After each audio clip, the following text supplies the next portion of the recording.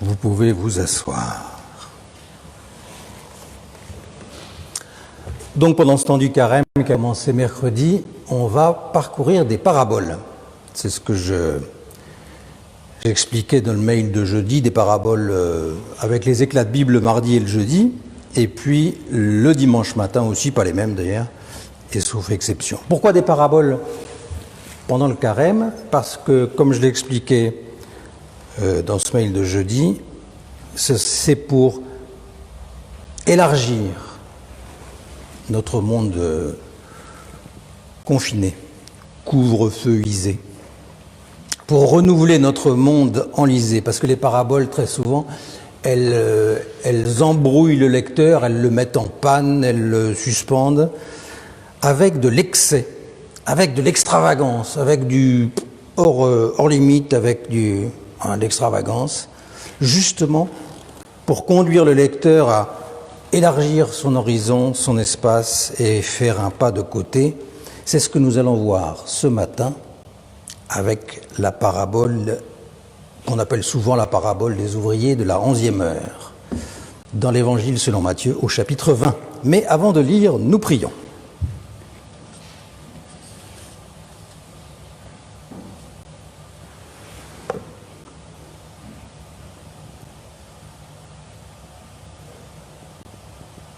Viens Seigneur nous élargir, viens Seigneur nous renouveler par ta parole vivante,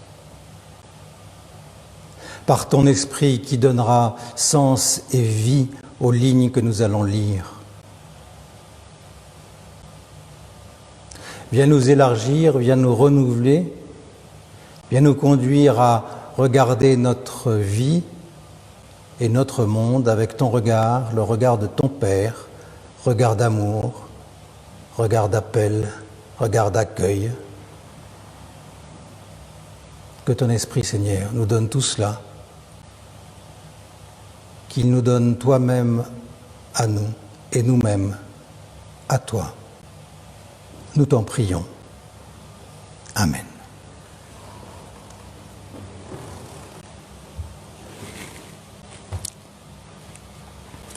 Le royaume des cieux est semblable à un maître de maison qui sort avec le matin, embaucher des ouvriers pour sa vigne.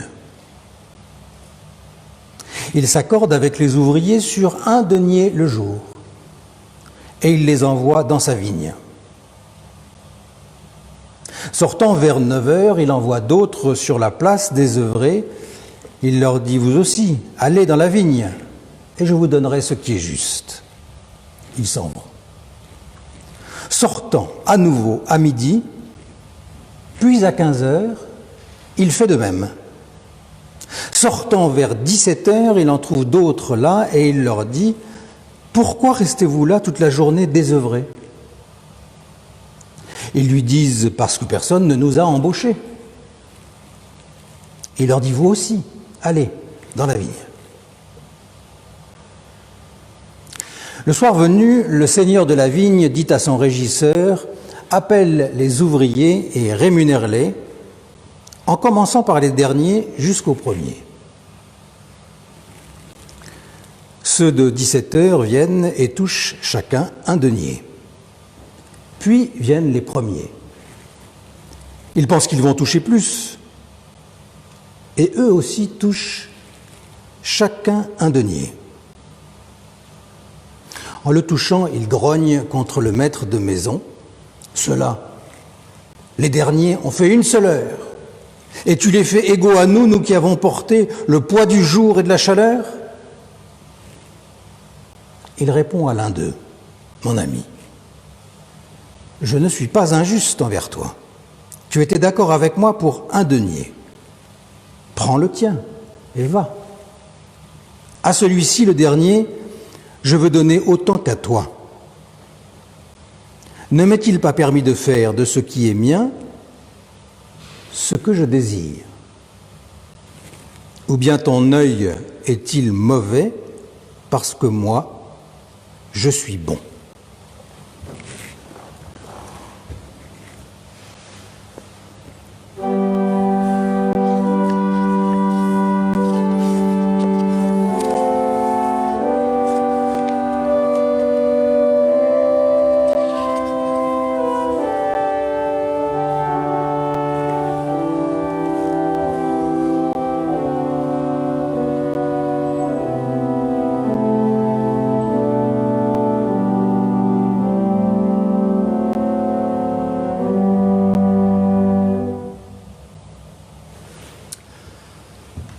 Cette parabole, cette histoire qu'on vient d'entendre, elle cherche à faire dérailler la personne qui l'écoute. Je vais y revenir, ça va être notre première étape. Faire dérailler, non pas pour le plaisir, la faire dérailler pour faire dérailler sa compréhension du royaume des cieux ou du royaume de Dieu. Et ce sera notre deuxième étape. Et ce déraillement, il a pour but de faire découvrir Dieu sous un jour tout à fait inattendu. Et ce sera notre troisième étape. Un Dieu qui n'est ni impassible, ni tyrannique, mais un Dieu qui désire. Parce que Dieu désire. Il nous désire. Je veux dire, il n'espère pas quelque chose de nous, quelque chose qu'on pourrait lui apporter, lui donner. Il nous espère, nous. Mais alors commençons par le commencement de cette petite histoire. Donc au petit matin, un maître de maison sort avec le matin. C'est le petit jour. Ce maître, on a compris avec la suite de l'histoire, ce maître de maison a une vigne, une exploitation agricole à faire tourner, et plus précisément donc une vigne. Ah, une vigne. Bon, enfin, je ne vais pas vous la refaire. Hein, mais voilà, on a entendu un petit peu tout à l'heure de tout ce qu'il y a derrière cette image d'une vigne. Bref, ce maître de maison a une vigne et il sort embaucher des journaliers, parce que c'est comme ça que ça se passe, dans les usages, dans ce qui tient lieu, avec beaucoup de guillemets et d'anachronismes, de droit du travail. Hein. On est embauché le matin pour la journée, on est payé le soir. Ça, c'est la règle, on est payé le soir. Rien que de parfaitement normal, donc, dans ce début d'histoire. Et d'ailleurs, le tarif prévu, lui aussi, est tout à fait normal, un denier la journée. C'est ce qu'il faut pour faire vivre une famille, une journée. Donc une journée ordinaire a commencé, semblable à la journée d'avant, semblable à la journée d'après, certainement. Mais pourquoi est-ce qu'il ressort à 9 heures? Il n'a pas pu embaucher d'un coup tous les ouvriers dont il avait besoin? C'est peu probable, on ne sait pas. Mais en tout cas, vu la masse d'ouvriers qui devaient attendre dès 6 heures, puisqu'il y avait une crise économique qui entraînait énormément de chômage, il avait dû avoir tout ce qu'il fallait comme main-d'œuvre. C'est curieux. Mais bon, admettons qu'il lui manquait encore un peu de bras. En revanche, embaucher à midi, alors ça devient bizarre. On n'embauche pas en milieu de journée. Embaucher à 15 heures, c'est parfaitement loufoque. Et embaucher à 17 heures, c'est-à-dire presque à la nuit tombante, c'est carrément n'importe quoi. Mais c'est le soir. C'est le soir, au moment de solder la journée, que les choses dérapent et qu'elles déraillent complètement. D'abord, le maître de maison, le seigneur de la vigne, puisque c'est comme ça qu'on l'appelle maintenant, il paye en organisant les choses d'une manière précise et délibérée. Les derniers d'abord, puis en remontant jusqu'au premier. Pourquoi? On ne sait pas. Ensuite, vous avez entendu, les ouvriers touchent la même paye. Tous. Un denier. Et lorsque les ouvriers qui ont trimé 12 heures râlent et demandent des explications, ceux-là, les derniers, ont fait une seule heure et tu les fais égaux à nous qui avons porté le poids du jour et de la chaleur, le Seigneur ne donne aucune explication. Il répond même pas à l'objection. En fait, son attitude aboutit à ce paradoxe étonnant, c'est que l'égalité de salaire équivaut à une inégalité de traitement. Comme s'il n'y avait aucun lien entre le travail fourni et la paye.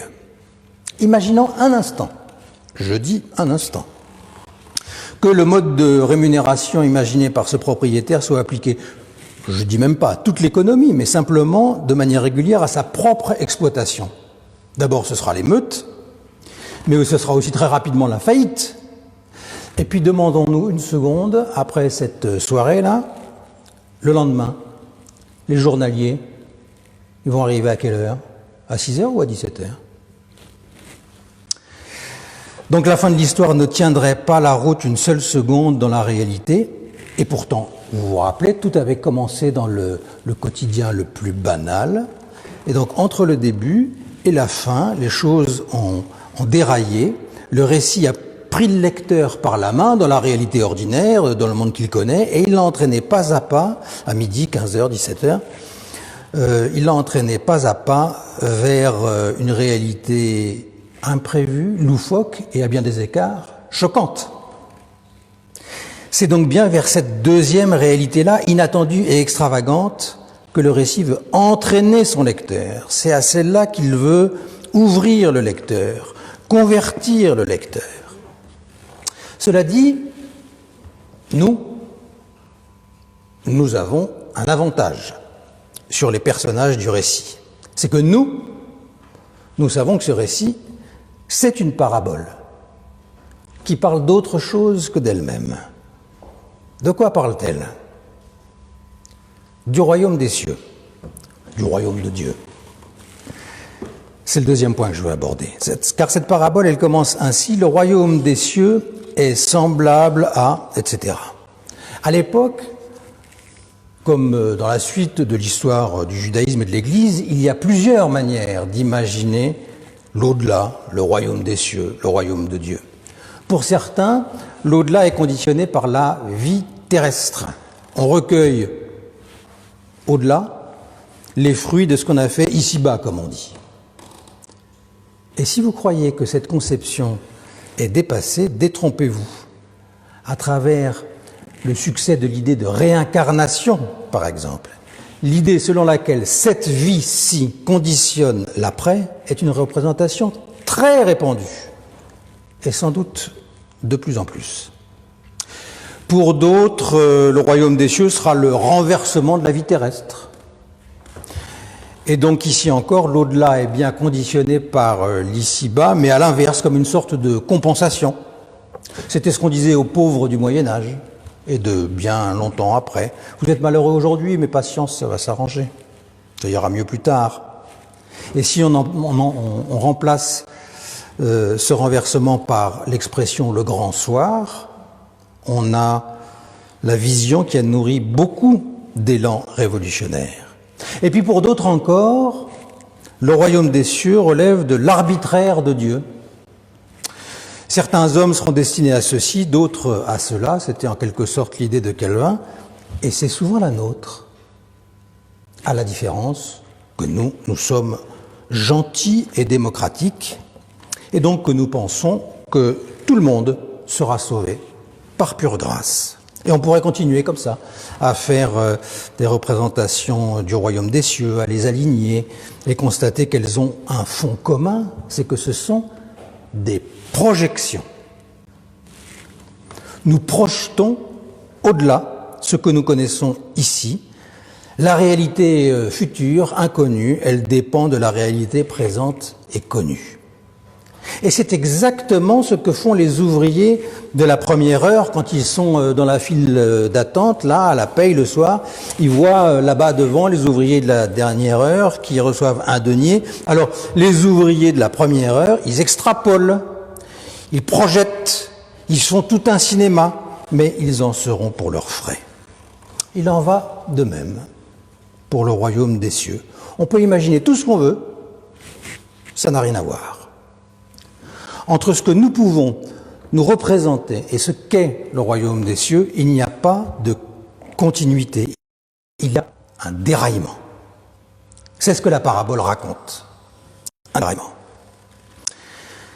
Et aux représentations que nous pouvons avoir, il est opposé une seule phrase, celle du Seigneur de la vigne qui dit « Ne m'est-il pas permis de faire de ce qui est mien ce que je désire ?»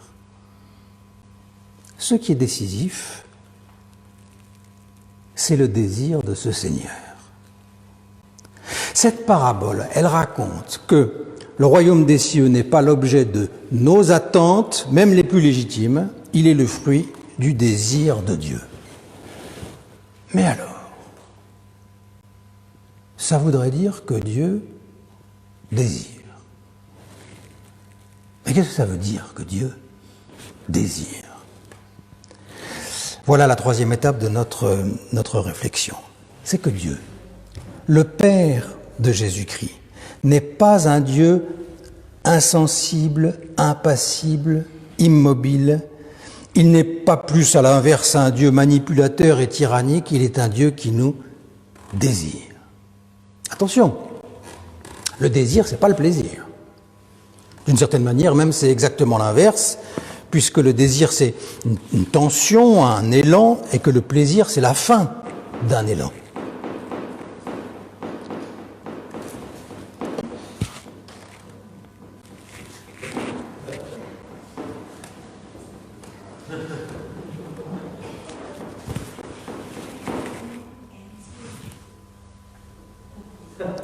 Je ne vais pas bouger.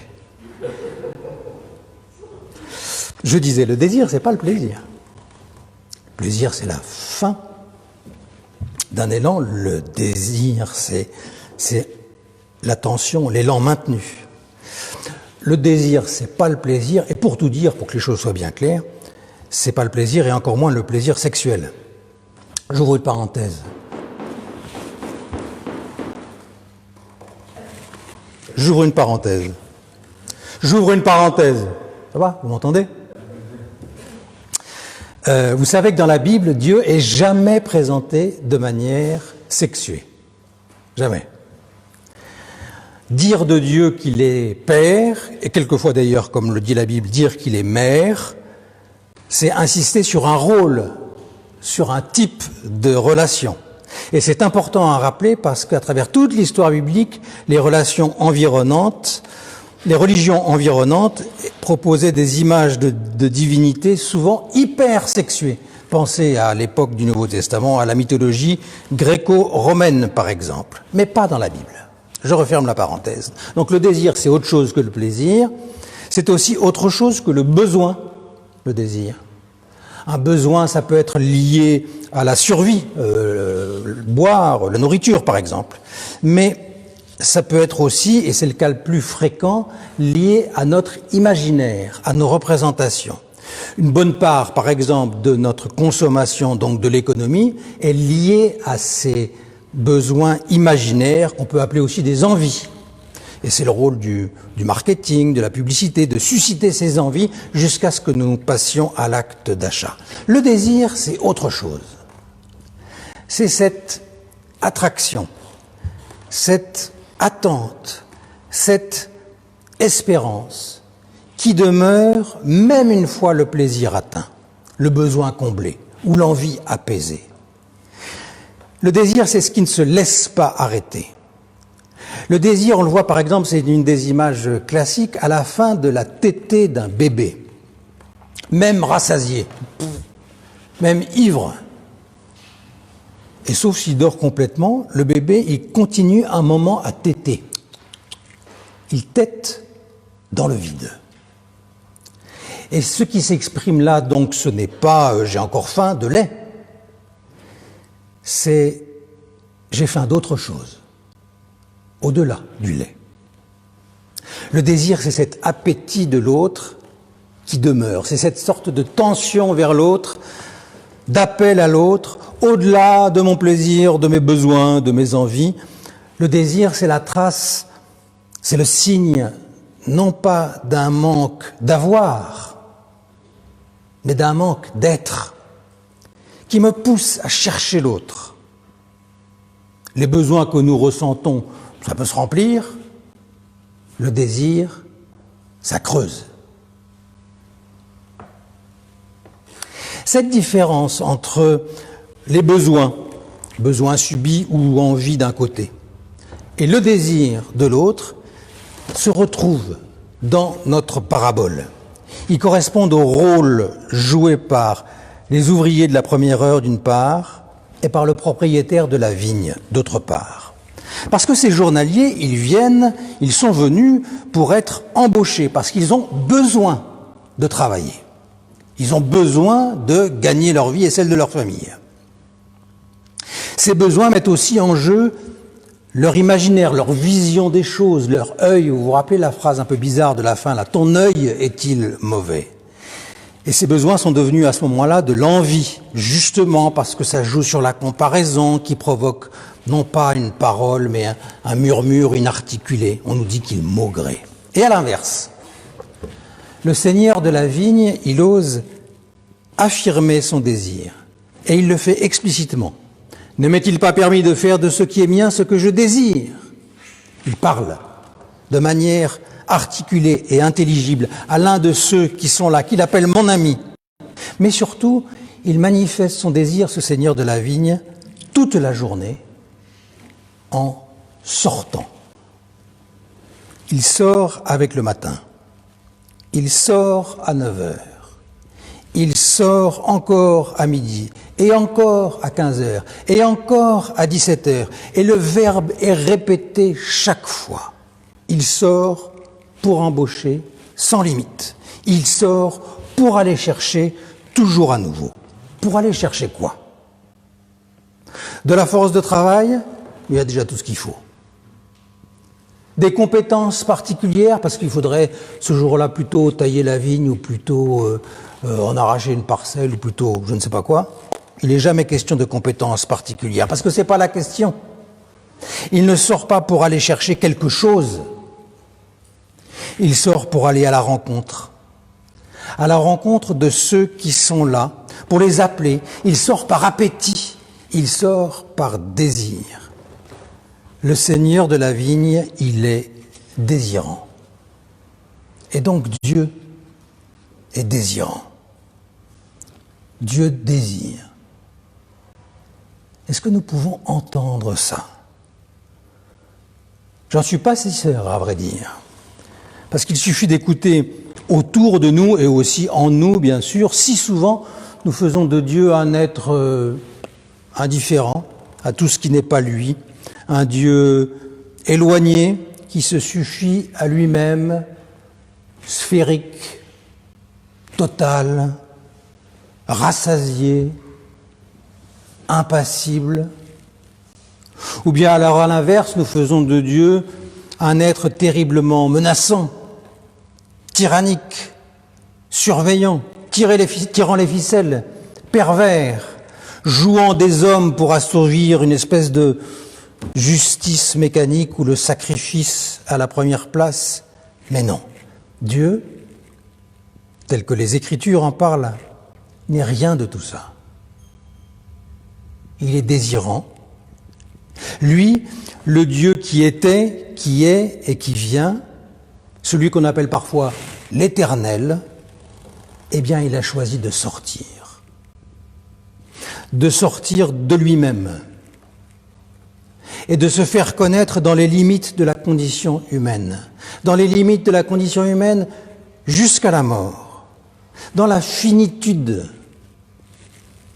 et non pas dans la totalité autosuffisante, dans le manque d'être, comme nous l'avons rappelé au début du culte en relisant ce passage de l'apôtre Paul. Et d'ailleurs, notre parabole précède immédiatement la dernière annonce de la Passion. Et elle est la dernière prise de parole publique de Jésus avant son entrée à Jérusalem, où il va mourir et vivre. Jésus le manifeste, avec nous, Dieu a fait le choix d'être en manque. Il se rend vulnérable à nous. Il s'expose à nous. Il nous désire sans proportion aucune avec ce que nous pourrions lui donner, sans lien avec la quantité ou la qualité de notre prière, de nos bonnes œuvres, de notre service, ce qu'on pourrait appeler notre travail dans sa vigne, parce que c'est nous-mêmes qu'il désire.